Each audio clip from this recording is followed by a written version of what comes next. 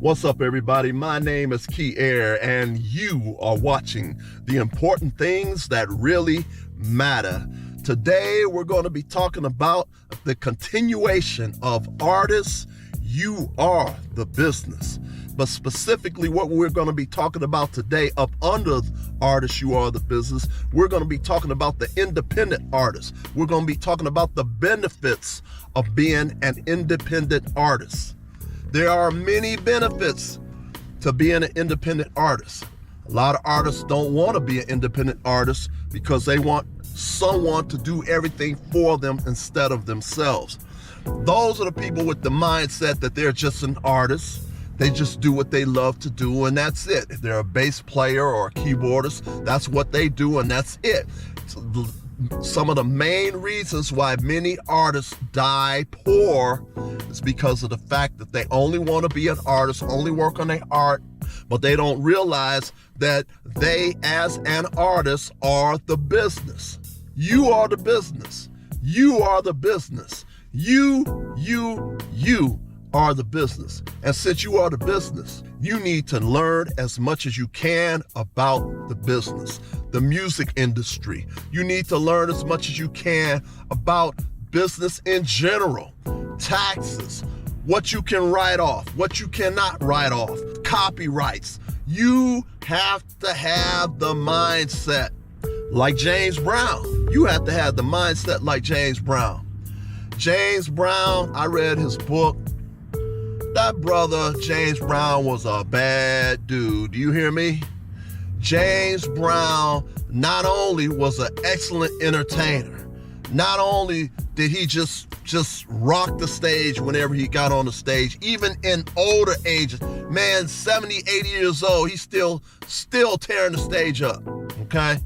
But James Brown realized when he was growing up, based upon all the racism and stuff that he had experienced, James Brown knew that for him to make any money, he had to learn everything that he could to try to make some money. Because in the music industry, there are so many people trying to take your money, and you're going to end up poor as an artist if you refuse to learn and you just only want to learn, or you only just want to do your art form and that's it. You got to learn everything. Everything. And I'm not just telling you this just to be telling you this. This is stuff that I did my own self. That's why I can talk about so many subjects about business, so many subjects about costs, because I know what it takes. You got to learn about sales. But let me tell you some of the benefits of being an independent artist. Here's an important piece of information that you need to know. The important piece of information that you need to know is this. When you're in the music industry, it is common practice to screw over the artist. Let me say this again. When you are in the music industry, it is common practice to screw over the artist. How do I know that? I know from personal experience, but I also know from a lot of reading of the books, a lot of books that I've read. And some of the books that I read, the people that were in the music industry have been in the music industry for 15, 20, 25 years. And these are the people, once you buy their book, they'll give you a lot of very, very good information. And some of the key things that I was seeing across the board with many people that work in the music industry, some of the people will sit up and just tell you, hey, I'm going to be honest with you in my book. It is common practice to screw over the artist. Common practice. Common practice to screw over the artist. Once you get into the music industry, you are coming into a hostile environment. Now, there's so much money that can be taken from you from all different areas and ways and positions, just like in the studio. There's so much money that can be taken from you that if you don't know much about the studio and what goes on in the studio, you're going to be screwed. Whatever you don't know, you're going to have to pay somebody, and they're going to charge you top dollar to do whatever they have to do for you. There's a whole lot of slick, conniving, scheming people in the music industry. And some of the people in the music industry that may be friends will even try to screw over their own friends. And so, you don't want to go out and sign a 360-degree contract. A 360-degree contract, they're going to take money from all aspects of your music career or your artist career. They're going to make money off of everything that you make, including your merchandise that you might sell, t-shirts, not just album sales. They're going to have their hands in any aspect that you can make some money out of. So you have to learn as much as you can so that you're not taken advantage of. James Brown was one of the few artists that made some money, and they still screwed over him. Still screwed over him. He was doing so well financially that the government came in. I was reading one of his books. He was saying the government just came in one day and just took $1 million out of his bank account. $1 million back in his time was $1 million. Okay? So he talked about how I think it was his accountant came to him and said, hey man, the government just came and took $1 million out your bank account. And, he could have went crazy over that, but he didn't. So this is what I'm talking about. Not just the people in the music industry, there's people outside the music industry that'll be trying to get you, okay? So this is extremely important. So there's many, many benefits in being an independent artist. James Brown was a show-enough independent artist. James Brown knew that he had to learn as much as he can about every aspect of the music industry. Not only did he know so much about the music industry, James Brown went and bought out whole places to have a concert to where he knew he was going to get money from the door. Because if you let somebody else handle all the sales and collect your money from you, well, guess what they're going to be doing with your money? While you got your back turned over here, they're going to be, here's some of your money here. And they made sure they took a number of handfuls out before they gave that money to you. Okay? James Brown made sure he understood all aspects of the music industry. Okay? So you got to keep this stuff in mind. It's very, very, very extremely important that you know these things. Learn as much as you can. If you don't, you will be broke as a joke, as an artist, which is what I don't want you to be, is broke. If you work for a record label, you're going to be the last person that gets paid. And everybody else is going to get paid before you. Now, if you're an independent artist, you get paid.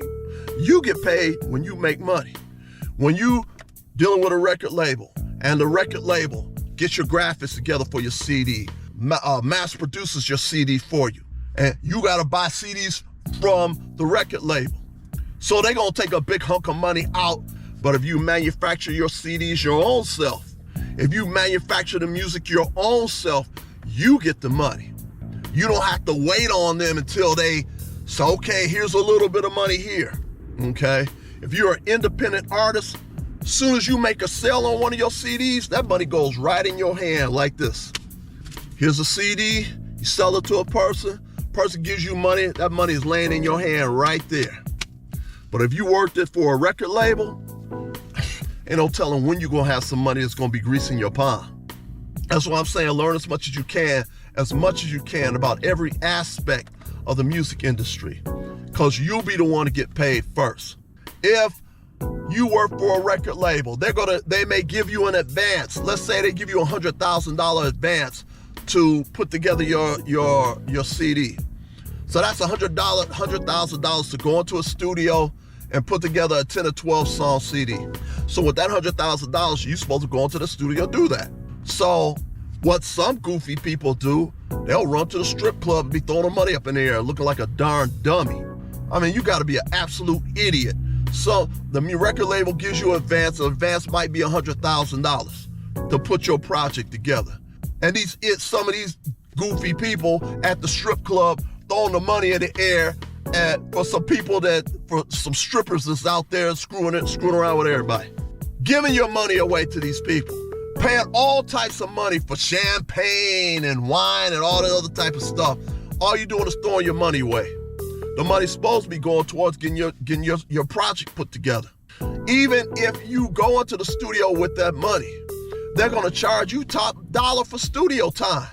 Now, if you want to know what they're going to charge you in terms of studio time, you need to go look at my other videos talking about artists. You are the business. You need to go through everything, because I go through a lot of the costs associated with studio time. And you literally can spend $100,000, over $100,000 trying to put your project together. And anybody that puts their hands on your project, they're going to get some royalties. If somebody comes in and say, oh, wow, I don't like the way in which this part of your song goes, it needs bongos, and they come in and do a little bongo. Well, since that person came in and gave that suggestion to you and played a little bit of bongos, which anybody can play, you now got to pay them a royalty. Every time your song was played on a radio or a movie theater or wherever, you now got to pay that person, because they just went pop, boom, boom, pop, boom, boom, pop. Now you got to pay them on your album. They did that not because it was going to make improvements to your project. They did that because they wanted to make sure they got paid a royalty.